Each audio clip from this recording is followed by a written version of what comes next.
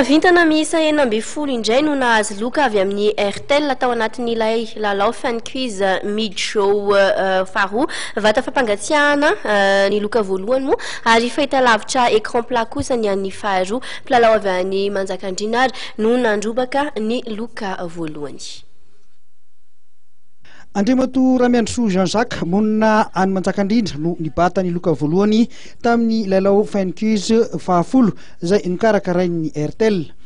Fata-pampangatsiahana lehibe no azony tamin'izany izay natolotry ny Airtel azy io tolakandro io tetsy amin'ny foben'zareo tetsy Akorondrano. Efa fanimpitony izao no nahazo loka tamin'ny lalao izay nikarakarain'ny Airtel Andriamato Ramiandrosoa Jean-Jacques. Fomba nanaovako azy zany dia raha zaho moa zany manao asa tanana asako mécanicien asako dia nireny fotoana zany mampiasa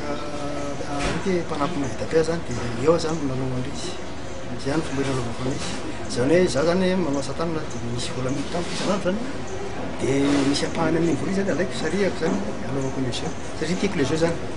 zany anankiray fahabe mihitsy ary tena hitako hoe sady izy koa kilalao anankiray ohatrany hoe manitatra zavatra manitatra mbola tsy fantatro zany aminatiny indraindray diso anao dia nefa le fantany misy miverina dia mila manao mémoire aketo zany hoe diso zany tamin'ny any zao zany marina amin'izy mbola mieritreritra mihitsy mbola manao foana tamin'ny Mpanjifa iray hafa ihany koa nahazo ny loka faharoa izay nitoloran'ny Airtel fahita lavitra écran plat 32 pouces. Ankoatr'izay dia mpanjifa telo hafa ihany koa samy nahazo finday Nokia iray avy, 250 nahazo vola iray alina ariary avy amin'ny alalan'ny Airtel Money tamin'ity lalao fan quiz fahafolo ity. Fiarakodia vaovao kosa ny loka goavana miandry izay ho mpandresy amin'ny lalao fan quiz.